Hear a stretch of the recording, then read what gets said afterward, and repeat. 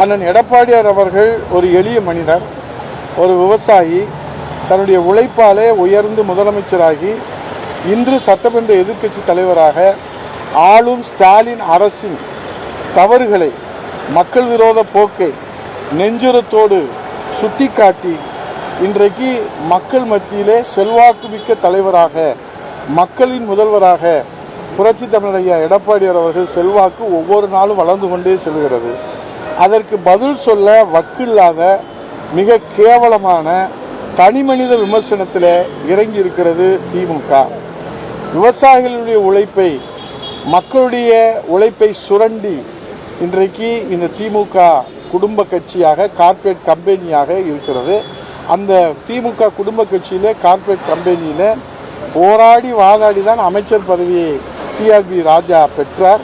அந்த பதவியை காப்பாற்றிக் கொள்வதற்காக இன்றைக்கு அவர் அவதூறு நெஞ்சு எல்லாம் எங்களுக்கு கொதிக்கிறது, இதயம் சுக்குநூறாக நொறுங்குகிறது. ஒரு மக்கள் தலைவரை, மக்கள் நேசிக்கிற தலைவரை, மக்கள் வரவேற்கிற தலைவரை 4 ஆண்டு காலம் இந்த அன்னை தமிழகத்திலே முதலமைச்சராக மக்களுக்கு திட்டங்களை வாரி வாரி வழங்கி, குடிமராமத்து திட்டம், 7.5% இடஒதுக்கீடு, 11 மருத்துவக் கல்லூரி, என்னால் குடிமராமத்து திட்டம் என்று என்னால் பட்டியலிட முடியும். அப்படி மக்களுக்கு வாரி வாரி வழங்கிய புரட்சி தமிழர் ஐயா எடப்பாடியார் அவர்களை இன்றைக்கு அவதூறாக செய்திகள் வெளியிட்டிருக்கிறார்கள்.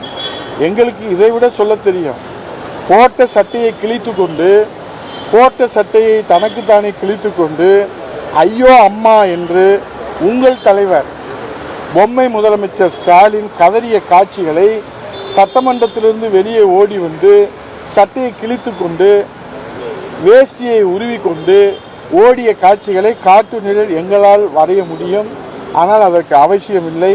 ஏனென்றால் அதெல்லாம் தொலைக்காட்சியிலே நேரடி ஒளிபரப்பில் இந்த தமிழ்நாட்டு மக்கள் பார்த்து விட்டார்கள். இந்த வரலாறு கூட தெரியாத டிஆர்பி ராஜா இன்றைக்கு அவர் அவதூறு செய்தியை பரப்பி இருக்கிறார்கள்.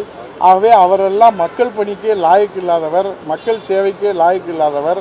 ஆகவே ஆட்சி அதிகாரத்தை கையிலே வைத்து கொண்டு நாடகம் நடத்துகிற நாடக கம்பெனி, நீங்கள் புரட்சி தமிழர் ஐயா எடப்பாடியார் மக்கள் முதலமைச்சரை குறை சொல்வதற்கு எந்த யோகியதும் இல்லை, தகுதியும் இல்லை, திராணியும் இல்லை. கீழடியை பற்றி நீ என்ன சொல்றது? கீழடியை பற்றி இந்த தமிழ்நாட்டுக்கே உலகத்துக்கே கொண்டு வந்தவர் நம்முடைய தமிழின தலைவராக புரட்சி தமிழர் ஐயா எடப்பாடியார் அவர்கள். ஏன் உனக்கு ஏன் வயிறு எரியுது? அந்த வரலாறு உண்மை வரலாறு சொன்னா உனக்கு ஏன் வயிறு எரியுது? ஆகவே இது போன்று செய்வாரே ஆனால் டிஆர்பி ராஜா தமிழ்நாட்டிலே எந்த இடத்திலும் நடமாட முடியாத அளவிற்கு அண்ணா திராவிட முன்னேற்ற கழக தொண்டர்கள் முற்றுகை போராட்டம் நடத்துவதற்கும் நாங்கள் தயங்க மாட்டோம். பிளே ஸ்டோர் மற்றும் ஆப் ஸ்டோரில் இருந்து பாலிமர் செயலியை QR கோடு மூலம் பதிவிறக்கம் செய்யுங்கள். செய்திகளை உடனுக்குடன் பெறுங்கள்.